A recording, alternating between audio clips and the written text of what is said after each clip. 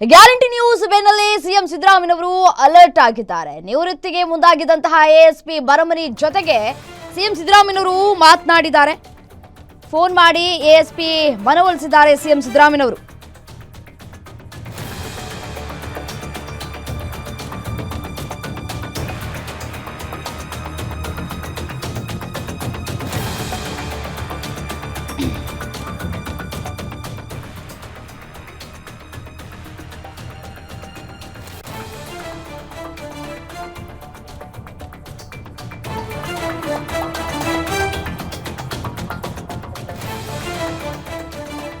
Phone ಮಾಡಿ ASP ಮನವೊಲಿಸಿದ್ದಾರೆ CM ಸಿದ್ದರಾಮಯ್ಯನವರು. ನಾರಾಯಣ ಬರಮನಿ ಜೊತೆ ಮಾತನಾಡಿದ್ದಾರೆ ಸಿಎಂ ಸಿದ್ದರಾಮಯ್ಯ.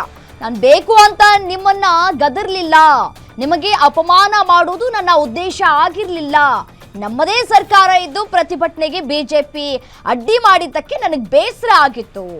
ರಾಜೀನಾಮೆ ನಿರ್ಧಾರ ವಾಪಸ್ ಪಡೆದು ಕೆಲಸವನ್ನ ಮುಂದುವರಿಸಿ ಅಂತ ಹೇಳಿ ಸಿಎಂ ಸಿದ್ದರಾಮಯ್ಯನವರು ಎಎಸ್ಪಿ ಬರಮನಿ ಅವರ ಜೊತೆ ಮಾತುಕತೆಯನ್ನ ಆಡಿದ್ದಾರೆ. ಸೊ ಹಾಗಾಗಿ ಈಗ ಬರಮನಿ ಅವರು ತಮ್ಮ ಕರ್ತವ್ಯವನ್ನ ಮುಂದುವರಿಸ್ತಾ ಇದ್ದಾರೆ.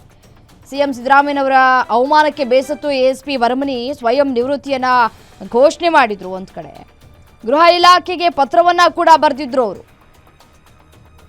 ಸಾಮಾನ್ಯವಾಗಿ ಎಂಥ ಅಧಿಕಾರಿಯೇ ಆದಂತಹ ಸಂದರ್ಭದಲ್ಲಿ ಅದು ಸಿಎಂ ಸಿದ್ದರಾಮಯ್ಯನವರು ವೇದಿಕೆಯ ಮೇಲೆಯೇ ಈ ರೀತಿಯಾಗಿ ಅವಮಾನ ಮಾಡ್ತಾರೆ ಅಂತ ಯಾರು ಕೂಡ ನಿರೀಕ್ಷೆ ಮಾಡಿರಲಿಲ್ಲ.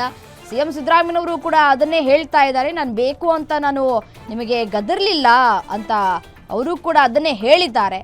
ನಾರಾಯಣ ಬರಮನಿ ಅವರ ಜೊತೆ ಮಾತನಾಡಿ ಇದೀಗ ಅವರ ಮನವೊಲಿಸುವಲ್ಲಿ ಸಿಎಂ ಸಿದ್ದರಾಮಯ್ಯನವರು ಇದೀಗ ಯಶಸ್ವಿಯಾಗಿದ್ದಾರೆ.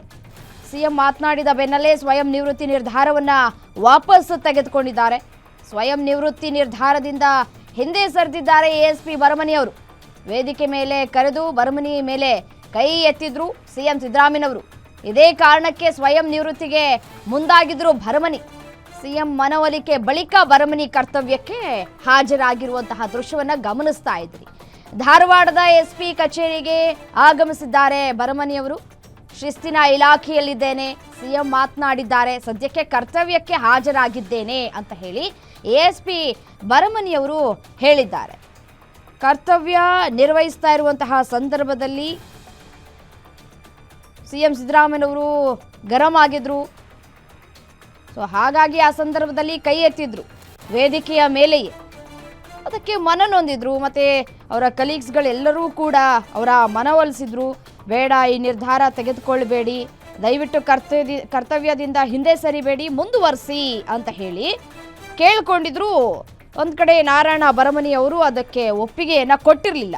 ಸೊ ಯಾವಾಗ ಸಿಎಂ ಸಿದ್ದರಾಮಯ್ಯನವರ ಗಮನಕ್ಕೆ ಬಂತೋ ಆಗ ಅವರು ಅವರ ಮನವೊಲಿಸಿದ್ದಾರೆ. ಸಿಎಂ ಮಾತಾಡಿದ ಬೆನ್ನಲ್ಲೇ ಸ್ವಯಂ ನಿವೃತ್ತಿ ನಿರ್ಧಾರವನ್ನು ವಾಪಸ್ ತೆಗೆದುಕೊಂಡಿದ್ದಾರೆ. ಸ್ವಯಂ ನಿವೃತ್ತಿ ನಿರ್ಧಾರದಿಂದ ಹಿಂದೆ ಸರಿದಿದ್ದಾರೆ ಎಎಸ್ಪಿ ಬರಮನಿ ಅವರು. ವೇದಿಕೆ ಮೇಲೆ ಕರೆದು ಬರಮನಿ ಮೇಲೆ ಕೈಯನ್ನ ಎತ್ತಿದ್ರು ಸಿದ್ದರಾಮಯ್ಯನವರು. ಇದೇ ಕಾರಣಕ್ಕೆ ಸ್ವಯಂ ನಿವೃತ್ತಿಗೆ ಬರಮನಿ ಮುಂದಾಗಿದ್ರು. ಸಿಎಂ ಮನವೊಲಿಕೆ ಬಳಿಕ ಇದೀಗ ಬರಮನಿ ಕರ್ತವ್ಯಕ್ಕೆ ಹಾಜರಾಗಿದ್ದಾರೆ. ಧಾರವಾಡದ ಎಸ್ಪಿ ಕಚೇರಿಗೆ ಬರಮನಿ ಅವರು ಆಗಮಿಸಿದ್ದಾರೆ.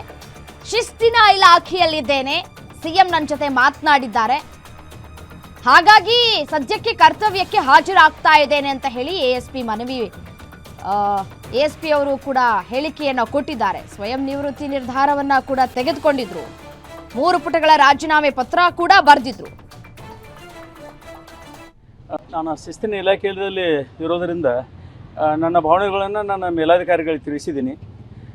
ಈ ಕುರಿತು ನನ್ನ ಮೇಲಾಧಿಕಾರಿಗಳು ಮತ್ತು ಸನ್ಮಾನ್ಯ ಮುಖ್ಯಮಂತ್ರಿಗಳು ಮತ್ತು ಸನ್ಮಾನ್ಯ ಗೃಹ ಸಚಿವರು ಕೂಡ ನಮ್ಮ ಜೊತೆಗೆ ಮಾತಾಡಿದರು.